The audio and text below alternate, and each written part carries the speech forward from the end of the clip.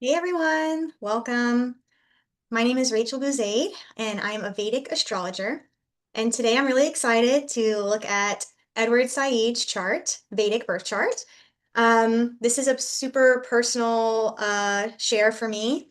Edward Said is a prolific academic, or was, as he passed in 2003 after a 12-year battle with leukemia, unfortunately, at 67 years old. But once upon a time, I was pursuing academia. And looking back, I can see how it really evolved into my spiritual journey. I used to study the Middle East through a more cultural anthropological lens. And Edward Said was one of the considered one of the most important academics in my circles.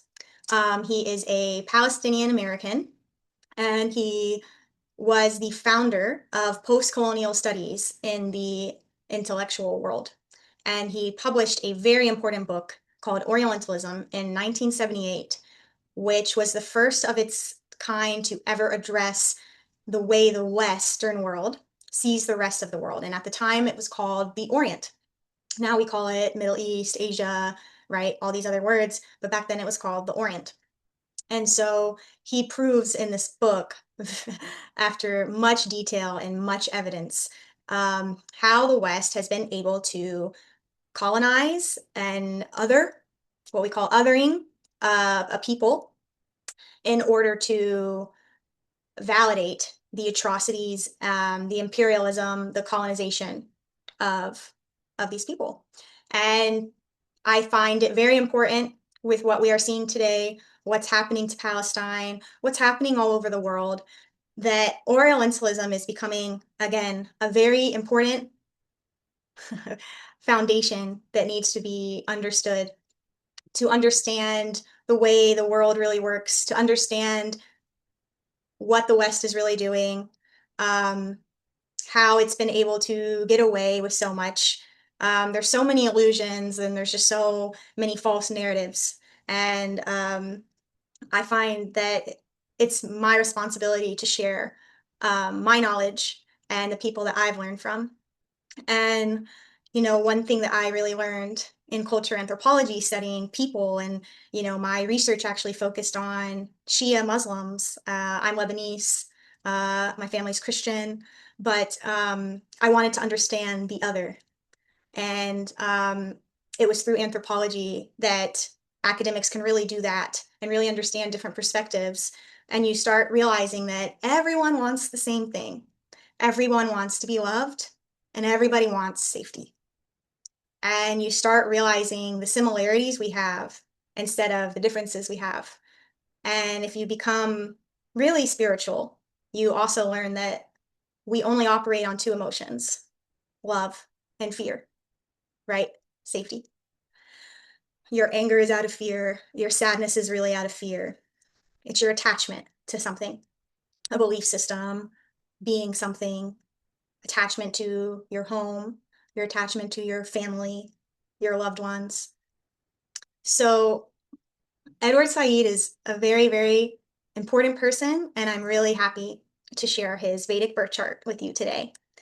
So let's just do a little bit of a bio about Edward Said. He was born on November 1st, 1935. He passed on September 25th, 2003. September 25th is actually my birthday, not 2003, but so that's kind of interesting for me. Edward Said is considered the father of post-colonial studies. He actually was one of the co-founders of it as a study. Um, and he is famous for his groundbreaking book Orientalism, but he actually published anywhere from 20 to 30 books. And there's some, called Cultural and Imperialism. He does books on Palestine and what's really going on there. But he was actually an English and comparative lit professor. So he was a comparative lit person. So he was a professor at Columbia University, and he, was a visitor professor at Yale, Johns Hopkins, a fellow at Stanford. He lectured at over 200 universities across the globe, and ended up being really what we all consider as the father of understanding culture and imperialism and the West. So, let's see. He he died of leukemia, so he struggled with leukemia for 12 years. He, like I said, was a comparative lit major. So he was a prolific writer. And the way he wrote was very intense, actually. He wrote in a way that made you feel the intensity of his emotions. There was a lot of passion in his writing, especially for an academic. And he he actually wrote personal essays, which is not really normal for his generation, about a lot of his familial issues and the issues of his Arab upbringing. So he was born in Jerusalem. He had to move to Egypt, where his family was raised, and then he later moved to the U.S. His dad was in the army for the U.S. Army, and that's how he got U.S. citizenship. So he was a Palestinian American. He had to move around quite a bit. So let's look at his chart. So right away, first off, I'll say that we're using a North Indian chart. This is what I prefer. And it goes counterclockwise. So you can see right here, it shows you the first house. And the first house is your body, your personality, what others see, your physical appearance. And then the second house here is in Taurus. The 2 represents Taurus, 1 represents Aries, and it goes all the way around to the 12th house of Pisces that way. So right off the bat, he's an Aries ascendant or an Aries rising. And his ascendant or rising sign is in the nakshatra Bharani. So Aries is ruled by Mars. So, and right, Aries is here to master the self. There's a very strong sense of self. Aries people are here to take action, to be the first to do something. They are not followers. Okay. The Mars, gives somebody a very sharp mind, fiery. This is Pitta dosha. And Bharani is a nakshatra. It's the second nakshatra after Ashwini in air, fully in Aries, and it is ruled by Venus. So he has this merging of Mars and Venus in his ascendant, which gives him that passion and that fiery nature. And Venus is very creative. So there's a lot of creative energy here. He was a political activist. He was here to really define himself in the world, and to pursue his ambitions and to pursue what he wanted to take action on. So we want to look at the ascendant first. We want to look at the moon sign in Vedic astrology. That is, your moon is considered the most important because that's the way you feel about yourself. It's not what others see, but it's the way you feel about yourself and your life, which is really important. And it also represents the mother. The sun is your soul's essence. It is your ego self, and it also is your father. So we know he's an Aries ascendant. His moon is in the 9th house here, and it's conjunct with Rahu and Mars, 2 malefics, which I will get back to. And then his sun here is debilitated in Libra. So that's interesting. One thing Edward Said openly talks about in essays that are published, you can find them on Google if you look for them, is his confidence issues growing up. He was kind of made to feel less than, and his father really was domineering and made him feel like he wasn't man enough. So he had a huge father wound, and he also does reveal that he has quite a mother wound as well. Then there was a lot of control and manipulation in the home. He felt like his mother kind of pitted the siblings against each other, and he kind of felt like him and his sisters were not as close as they were when they were very young because of his mother's manipulations. So let's go back to the 9th house, because one thing we also want to look at it right away is the ruler of the ascendant is Mars. Mars rules Aries and Scorpio. Scorpio is here in the 8th house. So where is Mars, the first house ruler? That is kind of sets the stage about what really defines somebody's life.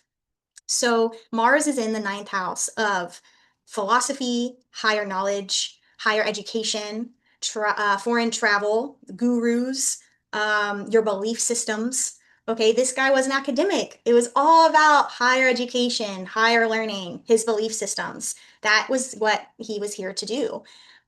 He also has Rahu in the ninth house, showing Rahu is the north karmic node and represents what your soul is here to master. So it's here to master Sagittarius in Purva Ashada Nakshatra, which is also ruled by Venus. So there's a lot of Venusian energy. So there's a lot of wanting to create. Purva Ashada in Sagittarius is someone who is here to conquer and start sharing their ideas, to understand their belief systems. They're here to win. But it's a more creative, because it's ruled by Venus than some of the other Sagittarius nakshatras. But it's, again, because it's Sagittarius, it's wanting to know the truth, to get to the bottom of things, to and to share those truths. The Rahu in the ninth, so the ninth house also represents the father and your teachers. So Rahu in the ninth can, just looking at it right away for a Vedic astrologer, Rahu can show an over-domineering father or over-domineering teachers. So I already know, because I know like his writings, that he had an over-domineering father, so that checks out. Rahu in the ninth. There's a lot of karma with his father. He also has the moon here. So his emotions are very attached to his belief systems, his higher education. But the moon also represents the mother, and it's surrounded by two heavy malefics, Rahu and Mars. So it's showing that there's something going on with the mother. There's also something going on with his emotions, his mind, and how he feels. And, there was kind of some conflict with the mother, even if it was internal, he talks about it. And, when there's Rahu, Moon, and Mars conjunct, it creates a lot of emotional intensity. That's actually a very difficult placement for emotions. Rahu and Moon conjunct without Mars, Rahu amplifies anything that it's next to, and it takes on the energy. So Rahu next to Moon is going to give somebody an amplification of their emotions. They're here to feel their emotions. And in some ways, it may feel very dramatic to them, but they are really here to understand their emotions. If it was Moon with Ketu, the South karmic node, that is detachment and separation, it can, it's the opposite. It's somebody who's maybe not as interested in their emotions because they've already done that before in past lives. So, but when you add Mars to the equation, Mars is the action planet. It represents siblings, conflict, war, aggression, courage, the determination you need to get things done. So when it's with the moon and, Rahu here, the moon is feeling quite intense. He might have felt a lot of anger. I don't know him personally, but I can imagine he had a very emotionally intense life. So that's just looking at the ninth house. Now, when we look at the ninth house ruler, Sagittarius is ruled by Jupiter, and it's in the eighth house. The eighth house is a house of suffering. It's death and rebirth. I think it's the toughest house in the chart. It's deep occult sciences, it's research, it can be technology, like it can be medical studies. But in this sense, it does show that the father is fallen in some way. It can mean that the father dies early, it can mean that the father had a tough life, or that there's just something going on where the father is not showing up for you, or some sort of negative influence. So that's already, I have Rahu here, I have a fallen ruler, so that's kind of like two strikes for his father. Then if I'm looking at, his sun, his ego, his soul's essence, which also represents the father, it's debilitated in Libra. Edward Said is very open about his confidence issues growing up and not feeling like he was a man enough for his father.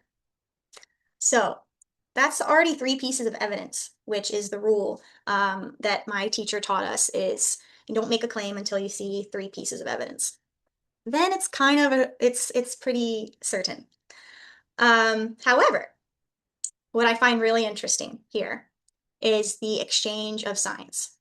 So he is an Aries ascendant. So that I also want to say that each house is actually in its rightful place. So, for Aries, it's going 1 to 12 through the signs in order. So he has Saturn in its own sign of Aquarius. That's great. he has Venus here in Leo. He has Mercury in Virgo. He has Sun in Libra, Jupiter in Scorpio, Mars in Sagittarius. But when you look closely, you see that the ruler of Libra here for the Sun is Venus. Venus is in Leo, and the Sun rules Leo. This is an exchange of signs right here.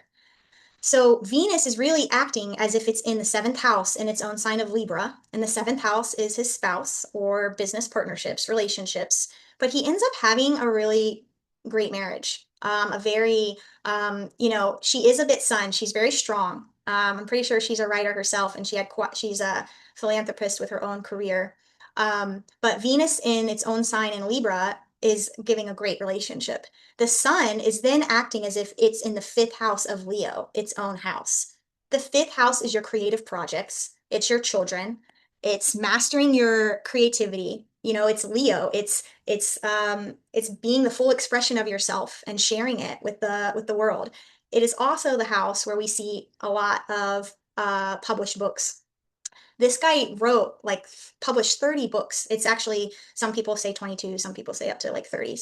But he published a lot of books. So the Sun being exalted in its own sign in Leo checks out. Mercury is in its own sign in Virgo, in the house of physical health, but this is also your day-to-day, your routine, your acts of service. It's represented by Virgo. So to have that here, it's giving him that really sharp mind, that analytical mind that he has. It's a great placement. A lot of times you want to see more malefic planets like the Sun, Mars, or Rahu in the sixth house to kind of overcome obstacles and challenges, because that's what the sixth house represents. And he did have leukemia. Leukemia is the blood. So he's ruled by Mars, and Mars is, it's with Rahu. And Mercury in the sixth, nerves. He did have anxiety issues, and he had, blood cancer. So there's definitely something going on there. So we talked about the Sun, even though he did have ego issues, he had confidence issues, but he overcame them, I think, in quite an amazing way. So it shows that Venus, that exchange of signs really, really helped him out.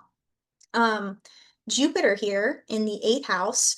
So, Jupiter in the eighth, it's in Scorpio. That is someone who is really into deep research and gaining wisdom and knowledge through the deep research, the mysteries, the secrets, and that's exactly what he did. He got to the bottom of things, and he shared it.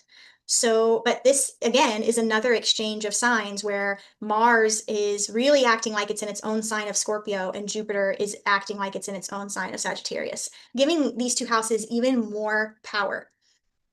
So, for an academic, someone who's going to be published, this chart is on fire. Almost every planet is acting in its own sign. So we talked about the ninth house. He was obviously an amazing academic, which is very prominent here with a very prominent ninth house. His 10th house of career is in Capricorn. So it shows, something to do. Capricorn is government. It can be, politics. It can be something of those types of roles. And, he was a political academic. And it was influenced by Saturn, who rules Capricorn. Well, Saturn is here in its own sign. It is in retrograde, making it a little bit more passive, but it's in Aquarius, so Saturn is a planet of deep karma. So he had this huge karma with the collective, right? His collective, Palestinians. And it shows that his career was influenced by his collective, by his community, by that serving his collective. So that also really checks out. It's also in Shatabisha nakshatra, which is the healer. It's a very intense nakshatra that's here to try to master its own inner demons. And I think that is something he definitely wrote about and tried to master. And he tried to master it for the greater good. That's what he was interested in, the big picture, making this world a better place with his knowledge. So his chart is showing that he's going to be a very important person, right? And he really was. His K2 is here in the third house. You know, he does talk about having that kind of separation with his sisters. Kate, the third house represents siblings, your younger siblings especially. And there is a bit of a feeling of separation from them. It also represents your courage and your willpower and pursuing your material desires. So that shows that that's something he's already kind of done before. But his Brigu Bindu, or his blessings, the place where he gets his blessings from this life, is here in the third house in Ardra. Ardra is the nakshatra of the storm, death and rebirth, you know, complete transformations and overcoming them, having the sweat or the perseverance to survive the storm and come out of it even stronger. And it's in the third house of self-expression and sharing information and having courage, which is something he definitely had and developed over time. And he did a very good job at sharing his knowledge with the world and sharing this information. One thing too about Bernie and his ascendant is it's this nakshatra that's known for rebirth, fertility, but also it's someone who is a trailblazer and is sometimes the first to do something. Edward Said was the first to talk about Orientalism and created, you know, post-colonial studies that so many academics have used and are using today. Me personally, I used Orientalism and Edward Said's theory in a lot of my papers that I'm going to share below as well. And I hope you all read Orientalism one day. It's it'll blow your mind. So yeah, just looking at his chart, you can see that, you know, this is someone who is wickedly smart, wickedly talented. He had a lot of karma with his parents. Pluto here in that fourth house, the fourth house represents the mother, the family, the home life. Pluto can show us where control and manipulation in his life lie. And he talks a lot about the manipulation and control of his mother. So again, that checks out. And, you know, the fourth house is represented by Cancer and the moon is here, you know, sandwiched in between these malefics. So there's something going on with the mother as well. And so one thing I also wanted to share was I wanted to look at his death. So he died on September 25th, 2003. Here are the transits that day. So he's an Aries rising. Rahu was in his first house of self. So he had Rahu and Ketu, the karmic nodes, on his 1-7 axis. So something very karmic is going on with himself and his relationships. Rahu is on his body, his physical body. You have Mars and Uranus in retrograde, so very powerful when in retrograde transiting, conjunct, like so tight, 6 degrees and 5 degrees, with less than a degree of each other. When Mars and Uranus are together, it creates sudden accidents. So Mars rules his first house of physical body in the eighth house, which is the house of death. So there was death to his physical body that day. His two death planets, if you look back here, the second house and the seventh house show us someone's death karaka planets. So it's the Sun and Venus, which rules Libra and Taurus. That day, Sun and Venus were conjunct in the sixth house of physical death, obstacles, and challenges. And if we look at which dasha he's running right here, in 2003, it was it was Jupiter Sun. I had to go back to his birth chart. Jupiter is in the eighth house and the Sun is in the seventh house. That means the Sun is 12 houses away from Jupiter, and the 12th house signifies loss, separation, death. So he died during that period. Very, very telling. And that, you know, that checks out. If you look at his yearly chart, his Varshaval chart, his Munta, which shows like what his year is focused on, is in the sixth house of health, obstacles, diseases. It's also with K2 and Pluto.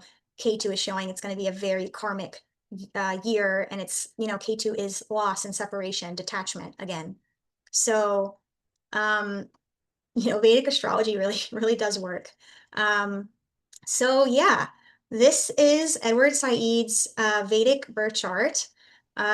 He was an incredible, incredible man who contributed very important thought to all of us. And I hope you all enjoyed this reading. Let me know what you think in the comments, and please share your voice. There's no space for genocide or ethnic cleansing, and every human has the right to exist. So thank you all. I'll see you next time, and namaste.